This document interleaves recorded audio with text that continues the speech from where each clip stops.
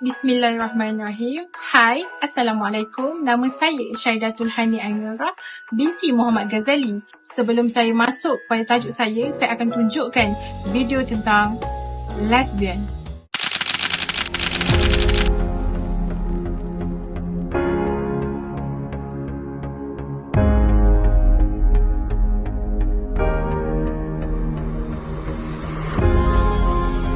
Seterusnya, hukuman sebat terhadap pasangan lesbian di Terengganu mendapat kecaman hebat bukan sahaja di Malaysia, malah antarabangsa. Muda Parti Sosialis Malaysia PSM yang berhasrat menganjurkan himpunan lesbian, gay, biseksual dan transgender LGBT di Petaling Jaya, Selangor pada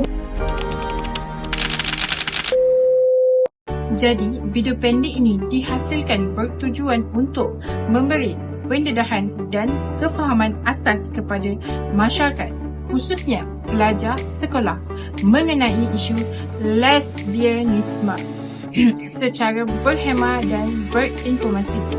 Penyampaian ini dibuat dalam bentuk visual grafik yang menarik serta audio oleh saya sendiri bagi meningkatkan kesedaran sosial, mengurangkan salah faham dan menggalakkan sikap saling menghormati dalam kalangan generasi muda. Antara objektif penghasilan video saya ini adalah: yang pertama, saya ingin menerangkan apa itu definisi dan pemahaman asas tentang lesbianisme. Objektif yang kedua pula, saya ingin meningkatkan kesedaran pelajar terhadap kepelbagaian isu sosial dalam masyarakat pada masa kini. Seterusnya, saya ingin menggalakkan nilai hormat menghormati dan empati sesama insan.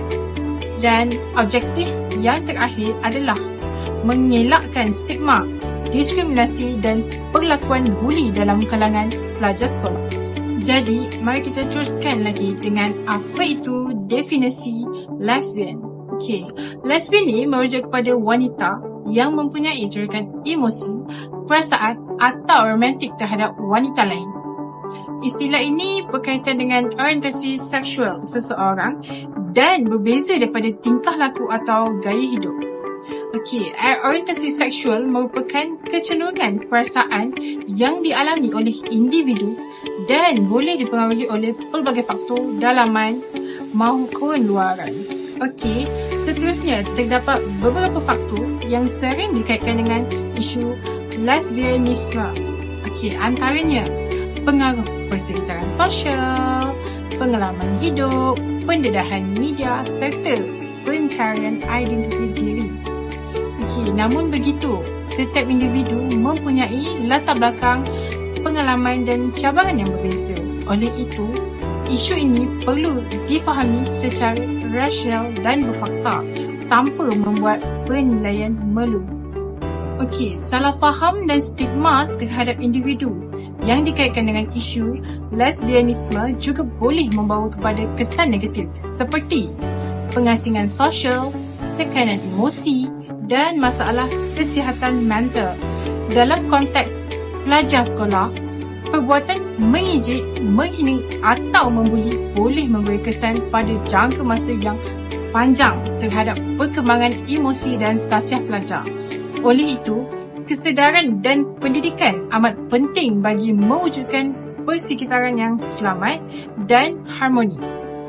Di samping itu, kita juga sebagai pelajar digalakkan untuk berpegang teguh dengan nilai murni seperti hormat menghormati, empati, berterima rasa dan berakhlak mulia.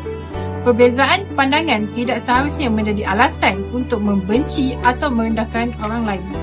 Pendidikan yang berkesan dapat membentuk pelajar yang matang, beradab dan bertanggungjawab dalam masyarakat. Kesimpulannya, pemahaman terhadap isu sosial seperti lesbianisme dapat membantu pelajar membina pemikiran yang lebih terbuka dan matang.